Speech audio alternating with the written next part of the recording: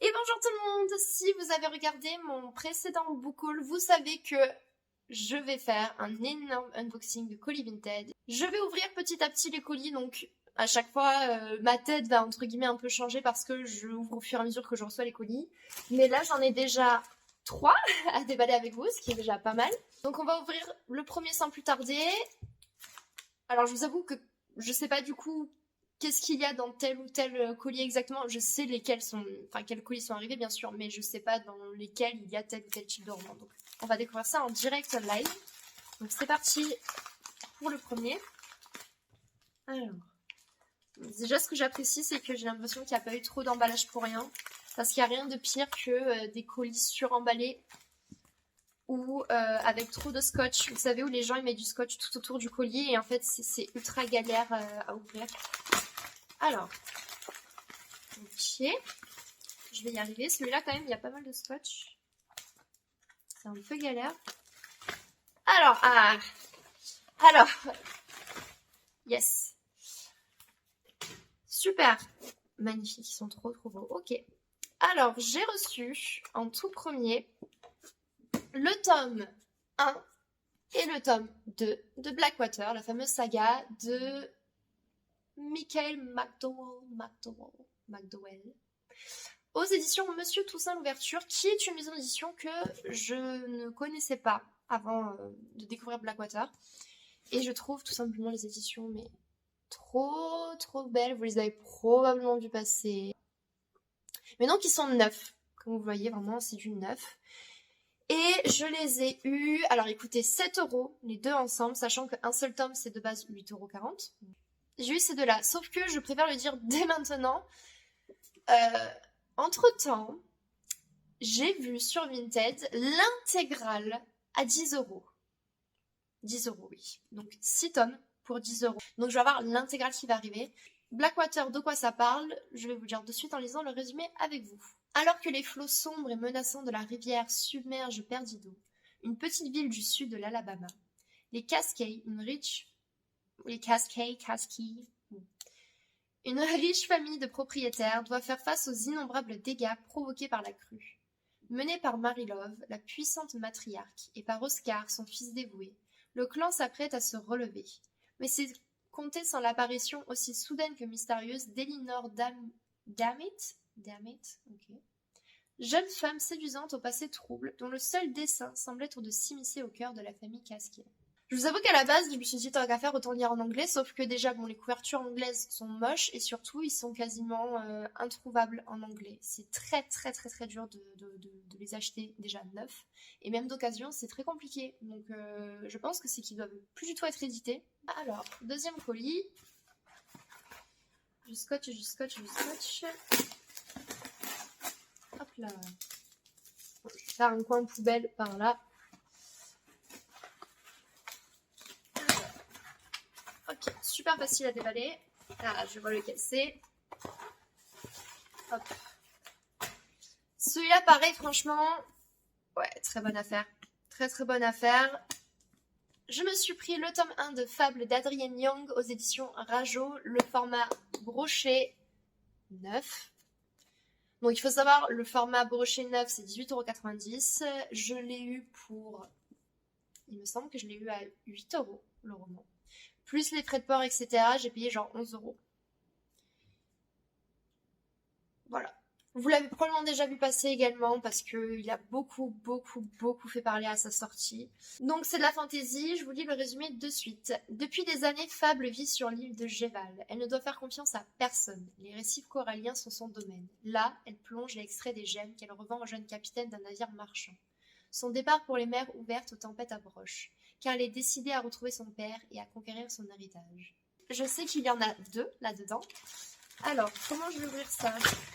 Oh waouh! Alors, ok. Dites-moi d'ailleurs dans les commentaires si vous aussi vous avez fait des petites folies, si vous avez acheté des romans suite aux fêtes de fin d'année et si vous avez du coup fait de très bonnes affaires également. Alors, ils ont été très bien protégés, hein, ceux-là pour le coup, punaise. Alors, Après, c'est pas plus mal parce que les emballages en plus sont comme neufs, donc je vais pouvoir les garder, les réutiliser moi-même pour des envois. Toujours penser à garder si on peut les emballages, les réutiliser pour la planète, c'est toujours mieux. Oh là là, c'est encore dans un paquet. Est-ce que de là vous pouvez un peu voir est-ce que vous avez deviné ce que c'est? Les fans de l'auteur, je pense, ont reconnu direct. Alors, il est magnifique. Il est magnifique et j'espère que je ne regretterai pas mon achat. Surtout ça. Jamais plus de Coinhoover, mais l'édition reliée collector magnifique avec le jaspage incroyable. Voilà. Coinhoover, une auteure très très très connue. Je pense que j'ai même pas besoin de vous la présenter. Mais moi, j'ai jamais lu ses romans. Jamais, jamais. Parce que la romance, par exemple, c'est pas mon truc à la base, pas trop. Mais, comme c'est une auteure très connue, qu'elle fait quand même beaucoup parler, je me suis dit, ce serait bien un jour de tester. Et comme j'ai vu cette excellente affaire sur Vinted, et qu'en plus de ça, ce roman-là, bon, j'adore le rose, et là, je la trouve trop belle, l'édition, je me suis dit, bon, bah, au pire, allez, on craque et on prend ça. Je vous montre le deuxième roman que j'ai eu avec. Il faut savoir que j'ai payé en tout, avec les frais de port, 29 €. Ce roman-là coûte 25 € de base, et il est neuf. Donc, pour 4 € de plus, j'ai eu ce roman, et celui-là qui coûte presque 23 €. Donc, en fait, c'est comme si j'en avais un offert, plus ou moins. Et quand vous allez voir le roman que c'est, je pense que vous allez dire que c'était quand même une bonne affaire. Ouais, nickel. Le deuxième roman, c'est Le Prix Goncourt de 2023, Veillez sur elle de Jean-Baptiste Andrea, qui est beaucoup plus gros que ce que je pensais. Je pensais que c'était un peu plus fin, mais en fait, c'est vraiment une brique. Donc je vous montre. Alors c'est chiant, je commence à voir le reflet du soleil. Jamais plus, je veux pas non plus trop me spoiler l'histoire, mais de ce que j'ai compris, c'est une jeune femme qui déjà a eu des problèmes avec sa famille. Je crois que déjà dans sa famille, son père par exemple, avait des comportements abusifs et violents. Donc voilà, famille très toxique. Mais le problème, c'est que là, en étant adulte, elle revit un peu les mêmes schémas et notamment elle va rencontrer un homme qui malheureusement est violent, donc elle va subir des violences conjugales. Voilà, c'est pour ça que j'ai voulu tenter celui-là parce que je pense qu'on va pas être justement sur une romance toute mièvreuse parce que c'est justement tout ce que je ne veux pas lire. Donc c'est pour ça, quitte à tester du Coinhoover, bon, quitte à ce que ce soit un sujet très dur, au moins je vais pas avoir quelque chose qui, je sais de base dessus, va pas me plaire. Là, c'est un sujet beaucoup plus délicat.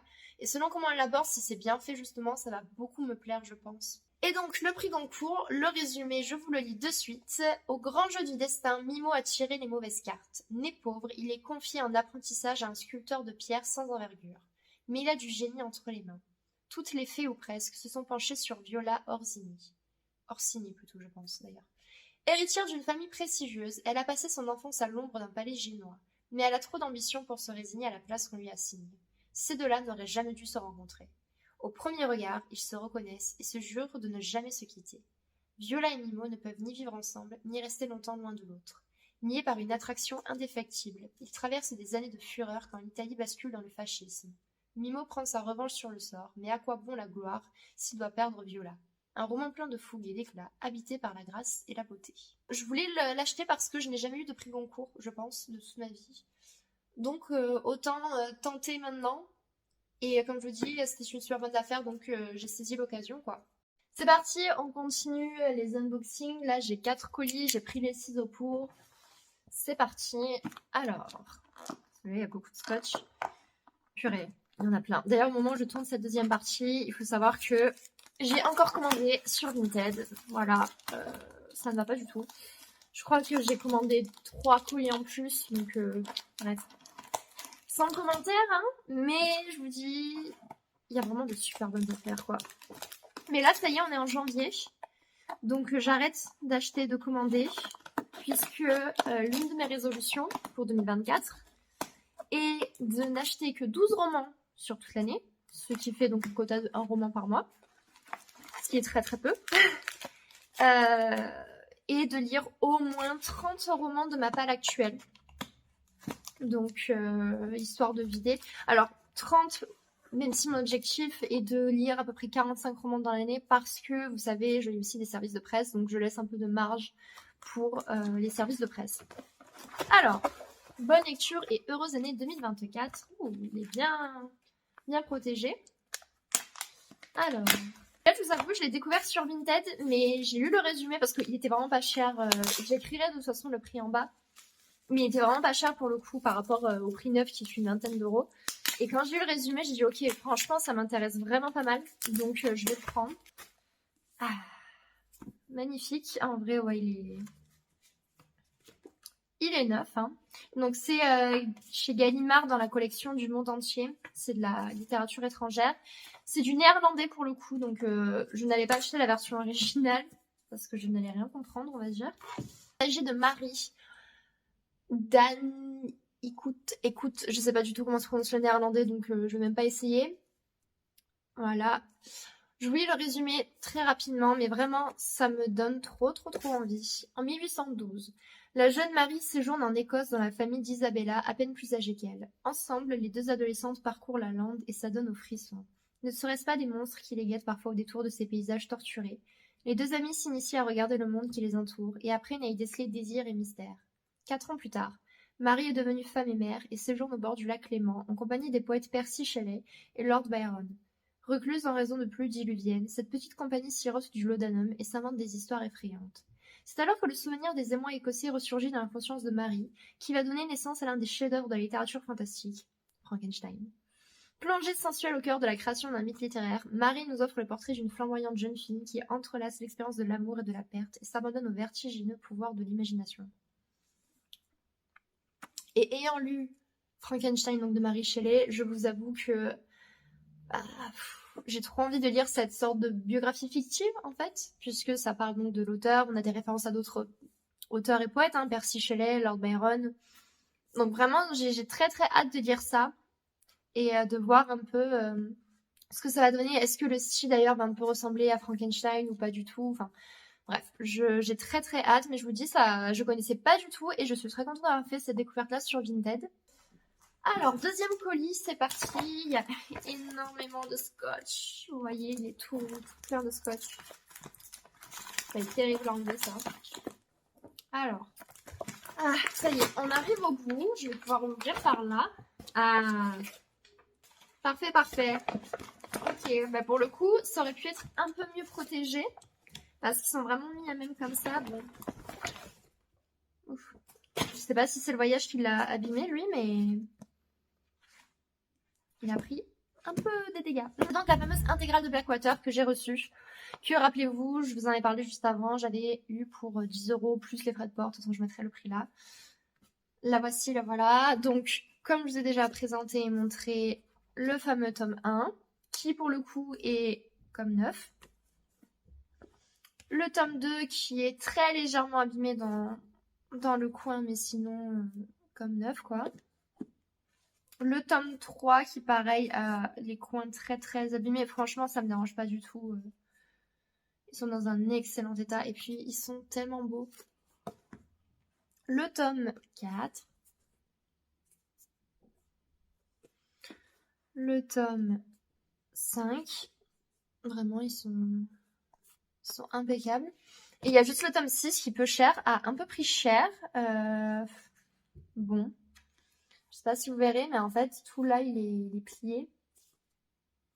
Mais c'est pas grave, on va essayer de l'aplatir, en fait, pour que ça soit dans un meilleur état. Mais bon, pour le prix, je vais vraiment pas me plaindre, quoi. C'est parti pour le 3e colis.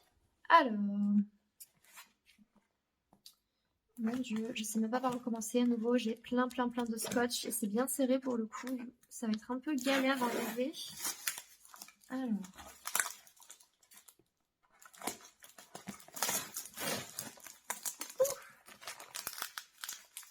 J'ai pas envie de me faire mal non plus en essayant d'ouvrir. Waouh. On est tout bon. Hop là. Hop. J'ai pris le tome 1 de Dune de Frank Herbert, l'édition je dirais, de luxe, si on peut dire ça comme ça, ou collector du moins, donc chez Robert Laffont, dans Ailleurs et Demain, la collection.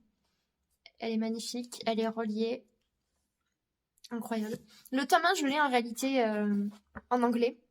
Mais c'est un peu chiant dans le sens où c'est une édition que j'ai qui est minuscule, en fait, plus ou moins format poche, avec un dos très très dur. En fait, le roman est très dur, donc ce qui veut dire que si je veux réellement lire le roman, sachant qu'il est extrêmement large puisqu'il est en format poche, déjà c'est écrit minuscule, et voilà, si je veux le lire, il va falloir que je pète la tranche à un moment ou à un autre parce que ça va forcément s'abîmer. En fait, c'est impossible de lire sinon le roman, ou alors il faut que je le lise comme ça, vous savez, en vers minuscule, enfin c'est chiant.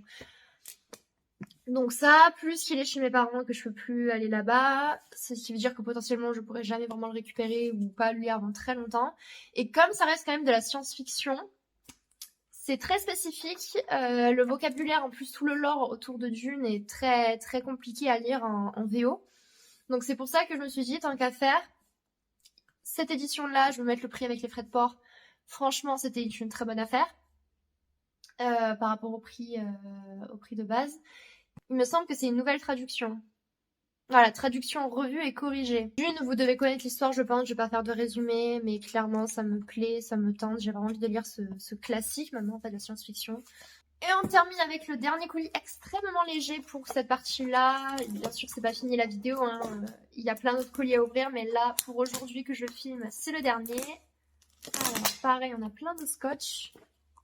Ça n'a rien à voir, enfin, si, c'est un lien avec les romans, puisque c'était, je sais plus si c'était de Fairyloot, Unicred, quelque chose comme ça, mais ça venait en gros d'une box littéraire. Mais en fait, elle est vraiment super grande. Vous voyez par rapport à ma tête, la taille que ça fait? C'est une boîte avec des couverts dedans, en fait. Donc ça, c'est à l'effigie d'un personnage, honnêtement, j'ai pas la référence. Hop. Mais donc dedans, on a des couverts, et en fait, c'est juste con, mais c'est juste pour que j'ai des couverts pour quand je mange à l'extérieur, que ce soit quand je suis au travail ou à la fac ou autre, que je mange pas à l'appart, quoi.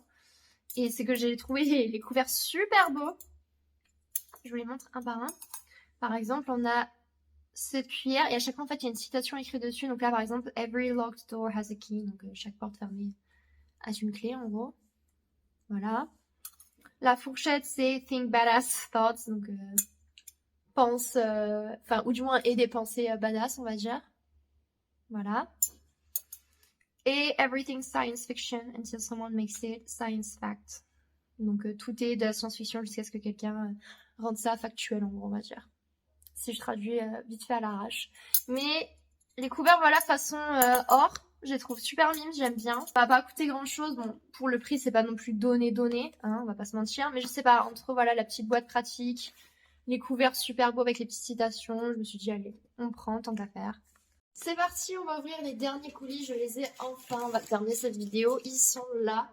Il y en a un dernier qui doit arriver, mais ça n'a rien à voir avec les bouquins dans le sens où c'est un tapis de bureau pour faire pour souris et de manière générale aussi l'ordinateur, etc. Donc il fait à peu près 60 cm, enfin, il est vachement long.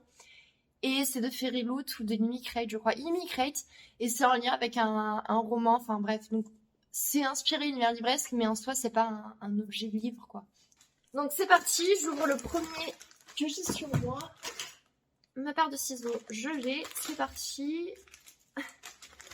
J'aime bien. Thank you, il y a écrit dessus. Je sais même pas comment. Ah si, par là, faut voir. Ok, c'est parti.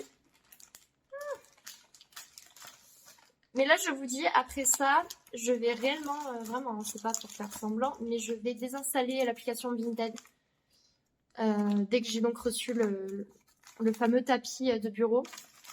Pour vraiment être sûr de ne plus commander sur Vinted parce que sinon je vois des bonnes affaires et j'ai envie de craquer, quoi. Donc là vraiment pour me retenir, je vais vraiment la désinstaller au moins je pense jusqu'à juin. Vraiment jusqu'à la fin des cours histoire de. Mais ouais, faut que j'arrête d'acheter, quoi. Parti, je sais pas lequel est dedans. Ah, yes. Son odeur après la pluie de Cédric Sapin de Four aux éditions Stock. Ouais. Vous l'avez peut-être vu passer parce qu'en vrai en librairie il est souvent mis en avant. Et sur Bookstar, en vrai il est pas tant passé que ça, je trouve. Enfin, moi, je l'ai pas beaucoup vu, mais les rares fois où je l'ai vu m'ont convaincue en fait pour vouloir l'acheter, parce que c'est l'histoire d'un homme et de son chien, et je suis une passionnée de chiens. Enfin, j'ai toujours vécu en fait toute ma vie depuis que je suis bébé avec des chiens autour de moi, dans ma famille. Bon, là, je n'ai pas de chien, donc c'est très déprimant honnêtement, avoir passé en gros 20 ans de ma vie entourée de chiens, et beaucoup de chiens. Mes parents avaient jusqu'à 8 chiens selon les années, pour vous dire. Donc être entouré en permanence de chiens, quand d'un seul coup, du jour au lendemain, on vit ailleurs et qu'il n'y a plus la moindre présence de chiens, c'est sincèrement déprimant. Donc, son odeur sous la pluie, je vais vous lire le résumé, mais déjà j'adore la jaquette, parce que c'est une jaquette en fait, en réalité, c'est pas... Mais elle prend tout le roman. Voilà, vous voyez. Mais le roman sinon ressemble à ça. Je trouve que c'est très sinistre et déprimant, et je pense que c'est un peu aux yeux de l'histoire qui, à mon avis, va me faire pleurer et va me déprimer. Donc je vous lis le résumé de suite. C'est une histoire d'amour, de vie et de mort entre un homme et son chien. Un bouvier bernois, Hubac, qui en même temps qu'il grandit, prend une place toujours plus centrale dans les jours du narrateur. Certaines pages, Hubac pue le chien. Les suivantes, on oublie qu'il en est un. Et l'on observe ces deux êtres s'aimant tout simplement. Un amour mystérieux qui, se passant de mots, nous tient en haleine. Une vie intense, inquiète et rieuse, où tout va plus vite et qu'il s'agit de retenir. Et la mort dont on ne voudrait pas, mais qui donne à l'existence toute sa substance. Reste ce fichu manque, ces griffes que l'on croit entendre sur le plancher, et cette odeur, malgré la pluie, a jamais disparu. Nul besoin d'être converti pour partager ces 13 années d'une vie commune. Cette histoire est universelle. Voilà. Je pense que ça a beaucoup me parler. Surtout ça, le fait de vivre avec un chien pendant littéralement plus d'une décennie, pardon, et de le voir partir. Ça me fait penser à Vanille, petite, mais Vanille, que j'ai eu, c'était pas mon chien, c'est le chien de la famille, mais qu'on a eu en gros quand j'avais 4 ans, et qui est morte à l'âge de 18 ans. C'était il y a 1 an, il me semble. Et donc j'ai vécu toute ma vie, j'ai grandi littéralement avec ce chien, j'ai vécu plein de choses, et ce chien a toujours été là. En plus, Vanille était très particulière parce que quand j'étais triste et que je pleurais, elle venait littéralement me faire un câlin et mettait sa tête contre moi. Enfin bref, c'était incroyable. Donc je pense que ce livre va vraiment beaucoup me parler, parce que je vais très facilement m'identifier à l'homme et au chien aussi, malgré tout, et à leur relation et aux sentiments qu'il va ressentir en fait ce monsieur, je pense. Mais c'est pour ça que j'ai très peur, parce que je pense que ça peut potentiellement me faire déprimer juste. Mais bon, à voir ce que ça va donner. J'espère en tout cas que ça va me plaire et que je serai pas déçue. Alors ce roman, c'était pas non plus une affaire de fou, dans le sens où, alors il est neuf comme vous le voyez, il coûte à la base 20,90 € et je l'ai eu à 13 €, mais avec les frais de port ça coûtait 17 €. Donc en gros, une économie d'à peu près 4 €, plus ou moins, presque. Allez, on continue avec celui-ci, For You. Beaucoup d'anglais, dis donc, et pourtant les vendeurs sont français. Mais bon, en même temps, petite parenthèse, mais l'anglais s'invite de partout maintenant. Quand je vois les anglicismes, et pourtant, je suis une professeure d'anglais, mais quand je vois les anglicismes qu'on a dans la langue française, ça me dégoûte, honnêtement. Surtout dans le commerce, quand je vois tous les mots qu'on utilise, comme si oui, ils étaient français, quand vraiment on les prend tels quels, alors que c'est anglais à la base, quoi, et que c'est un mélange français-anglais, je trouve ça dégueulasse. Voilà, c'était mon unpopular opinion, comme les gens disent. Pareil, opinion impopulaire, tout simplement. Pourquoi le dire en anglais? Traduisez. Bref. Allez, celui-là, je l'ai attendu longtemps. La vendeuse a mis 8 jours pour me l'envoyer. J'ai cru qu'elle allait jamais le faire. Mais j'ai reçu le tome 1 des chroniques de l'érable et du cerisier. Donc celui-là s'intitule Le Masque de No, et c'est de Camille Monceau aux éditions Gallimard Jeunesse. Et regardez-moi cette beauté. Trop beau. Voilà. On a entendu beaucoup de bien. On m'a dit côté historique, si la culture japonaise t'intéresse, tu vas adorer. Je vous avoue que moi, je n'y connais mais absolument rien, et donc c'est tant mieux, parce que justement, je vais apprendre plein de choses, je pense. Et donc ça me tente vachement. Puis, je sais pas, entre le titre, bon, la couverture, le jaspage certes, mais est ce que j'en ai entendu, je trouve que ça m'a l'air d'être plutôt une bonne lecture, même si c'est dans la catégorie jeunesse. Je pense que c'est l'un de ces rares romans qui, au-delà de pouvoir être lu par des enfants, peut être lu par des adultes. Et justement, quand il est lu par des adultes, on en fait une lecture différente des enfants, puisqu'il y a plein d'éléments que, en fait, en tant qu'adulte, on comprend mieux ou qu'on qu'on ne peut analyser comparé aux enfants. Je vous lis donc le résumé. Enfant abandonné, Ichiro est élevé comme un fils par un mystérieux samouraï qui lui enseigne la voie du sabre. Vivant reclus dans les montagnes, au cœur d'une nature sauvage, il grandit au rythme des saisons, entre une insouciance bienheureuse et un apprentissage qui exige persévérance et courage. Mais par une nuit terrible, Ichiro voit sa vie basculer.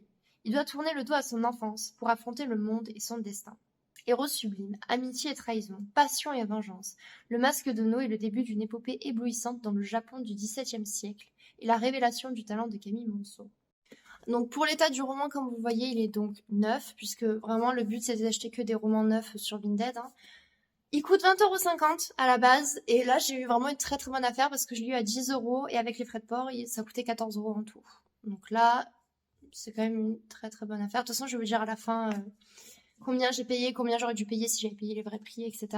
C'est donc enfin la fin de cet énorme unboxing. J'espère qu'il vous aura plu. N'hésitez pas dans les commentaires à me dire si vous trouvez que c'était des bonnes affaires ou non, si certains de ces romans vous tentez ou pas, si vous aussi vous avez craqué tout simplement. Donc pour vous faire un petit bilan, j'ai dépensé, c'est énorme, mais j'ai dépensé à peu près 120€. Si j'arrondis parce que c'est 120€ et des centimes, on s'en fout. Donc 120€ j'ai dépensé pour tous ces romans-là, sachant qu'il y en a une bonne dizaine quand même. Bon. La valeur réelle de ces romans, donc neufs, est de 224€. Ce qui veut dire que j'ai économisé à peu près 103€. Moi, je trouve que c'est plutôt pas mal parce que c'est comme si j'avais eu les romans quasiment à moins 50% dans l'ensemble, si on fait la moyenne, puisque j'ai dépensé 120€, j'ai économisé 103€. Il y a quoi, un écart de un peu moins de 20€, quoi. C'est quand même pas mal. Donc je trouve que ça valait le coup. Bien sûr, c'est clairement pas un truc à faire souvent parce que à quoi bon, enfin, faut les lire ces romans, ça sert à rien d'acheter des romans si c'est pour pas les lire. Et moi-même, je suis dans cette optique vraiment de me dire qu'il faut que j'arrête d'acheter des romans tout court parce qu'il faut les lire quoi avant de les acheter. Et puis surtout que le problème c'est que au plus on a de romans, au moins on a de chances de les lire tous. Donc dans l'année même où on les achète. Et donc potentiellement quand on va les lire, nos goûts changent. Et donc après on n'aime juste pas et on se dit j'ai dépensé mon argent pour rien. Et j'en profite pour le dire ici parce que je l'ai dit sur Instagram et je n'ai pas parlé ici. Je vais arrêter les services de presse également. Parce que au final, c'est une prise de tête plus qu'autre chose. Parce que j'ai des auteurs, ça m'est arrivé, là, c'est la troisième fois que ça m'arrive, qui, je trouve, ont un comportement qui est soit irrespectueux ou qui, ouais, non, enfin, ça me va pas. En fait, ça me va pas du tout. C'est-à-dire que soit ils me ghostent, soit quand ils voient que mon avis, au final, n'est pas si positif que ça, ils se vexent et décident de ne pas repartager mes publications, mes vidéos, ni rien. Je trouve ça pas très respectueux, sachant qu'ils le font pour les autres. Donc juste parce que d'un seul coup, il y a une critique un peu moins positive, sachant que ça va, j'ai mis 3 étoiles sur 5 à ton roman, ça va, j'ai pas mis 2 ou 1. Et j'ai en plus pas dit que c'était nul à chier ton roman, loin de là, j'ai dit plein de trucs positifs. Le but c'est d'avoir un échange avec l'auteur, de découvrir un auteur francophone souvent auto-édité, de pouvoir le mettre en avant. Sauf que le problème c'est que les auteurs, certains, malheureusement, pas tous heureusement, mais certains veulent juste en fait que à partir du moment où ils t'envoient le roman, tu n'en dises que du positif et c'est tout.